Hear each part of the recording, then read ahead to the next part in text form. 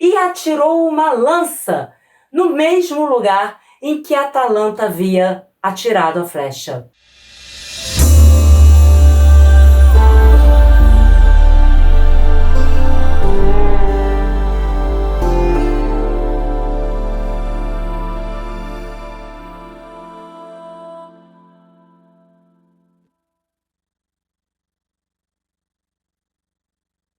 Logo, os competidores começaram a perguntar quem acertou. Quem acertou o animal? Você sabe quem foi que acertou? Você viu? Quem acertou o animal? Quem foi que conseguiu? Todos eles perguntavam ao mesmo tempo. E então começaram a dizer, foi Melegro, Melegro acertou, foi Melegro, foi Melegro. E Melegro começou a ser ovacionado e parabenizado. E Atalanta ficou olhando porque, se não fosse a flecha dela, Melegro não havia conseguido. Foi a inteligência dela que fez com que eles conseguissem abater o animal. Melegro olhou para ela, como que reconhecendo. Eles conseguiram cortar a cabeça do animal e a cabeça do animal se tornaria um grande prêmio. Ela seria empalhada e seria pendurada ao lado da cabeça do javali que Castor e Pólux haviam abatido. Acontece que Melegro sabia que não teria conseguido sem a ajuda de Atalanta. Melegro pega a cabeça do animal, se ajoelha, estica a cabeça do animal na direção de Atalanta e solta a frase que se tornaria conhecida por toda a eternidade. Ó Virgem, tome esses despojos que pertencem a mim de direito, mas quero dividir contigo a glória de meu feito. É sério, até para aquela época, a atitude de Melegro foi um tanto quanto piegas. Todos se entreolharam, alguns prenderam o riso. O Conselho dos Anciãos de Calidão ficou indignado. Em Calidão, o Conselho dos Anciãos era composto pelos homens mais velhos da família real em Calidão. Então, eram os tios avós, os homens da família real mais velhos compunham o Conselho dos Anciãos. E foi um tio-avô muito querido da família que interferiu e disse: Melegro, não sejas tolo nem louco.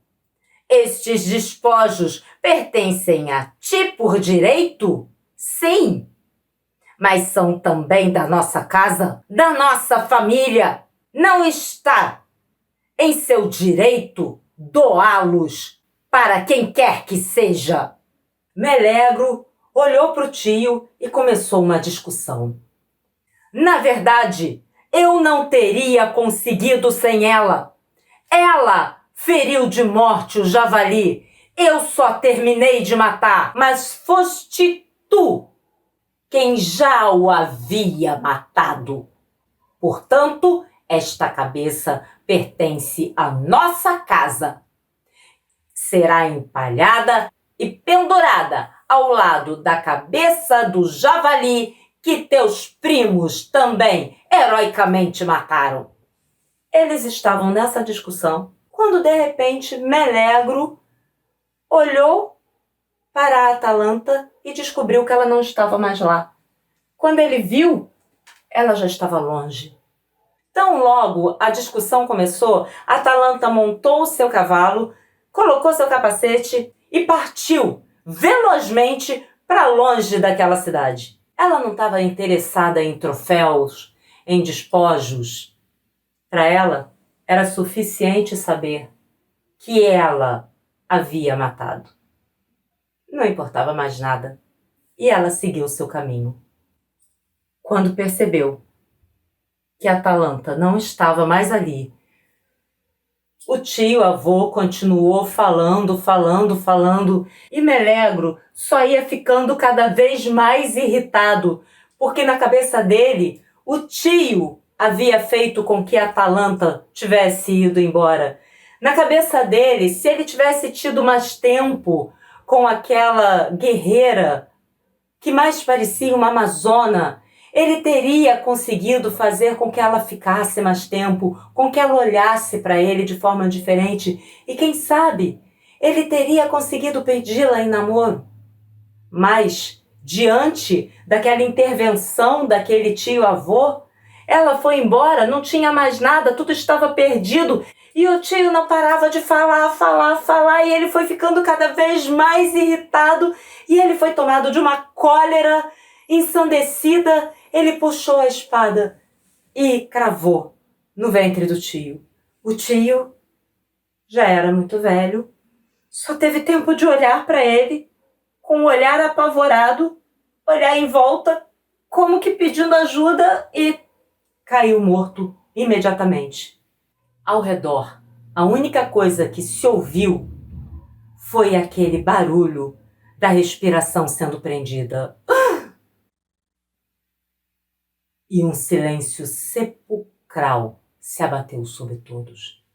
Melegro, que ainda estava tomado pela cólera, tirou a espada do ventre do tio-avô, embanhou, montou em seu cavalo e saiu a galope, tentando alcançar a Atalanta. Quando a mãe de Melegro percebeu todo aquele movimento, toda aquela insanidade, toda aquela atitude impulsiva, a morte de seu tio tão querido, ela foi tomada de uma raiva tão grande contra o filho, mas tão grande contra o filho, que também, em um impulso, Melegro tinha bem a quem puxar, né? Vai vendo. Só vai vendo. Num impulso, Alteia, mãe de Melegro, tia de Castor e Pólux, entrou em casa, abriu a porta de seu quarto, pegou em suas coisas o pequenino cofre, pegou a chave que sempre guardava consigo em um cordão, abriu o cofre, pegou o precioso toco de madeira que representava a vida de Melegro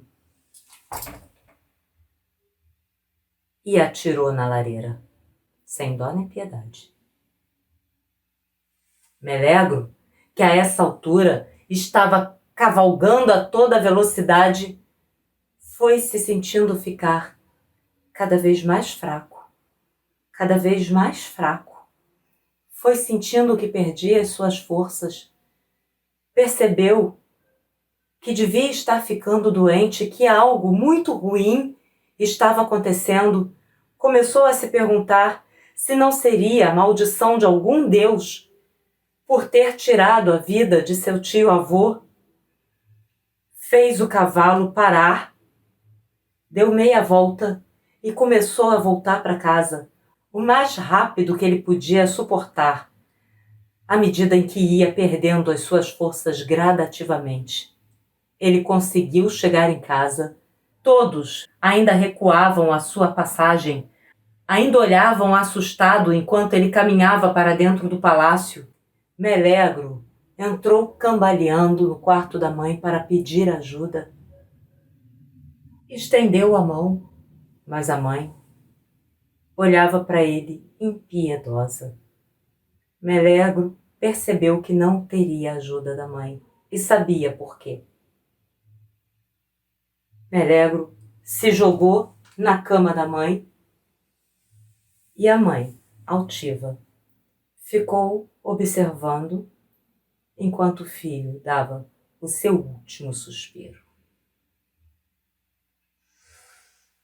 Forte, né? Essa é a história de Melegro, primo de Castor e Pólux, e a famosa história do javali de Calidão. Naquele dia em Calidão, foram realizados 2 rituais fúnebres.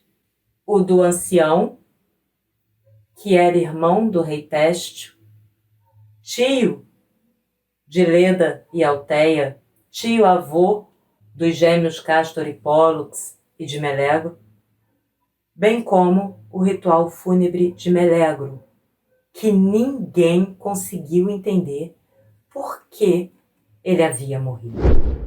O tempo passou. Em Calidão, o rei Testio, juntamente com seu exército e sua população, se dedicaram a recuperar o que havia sobrado da cidade, de toda aquela destruição. Castor e Pólux voltaram para Esparta, acompanhados de sua mãe, a princesa Leda, que agora vai ocupar seu posto de direito como rainha de Esparta, e as princesas Helena e Clitemnestra, bem como daquela pequena comitiva de soldados espartanos que tinham acompanhado Castor e Pólux apenas para levar sua família em segurança de volta para Esparta.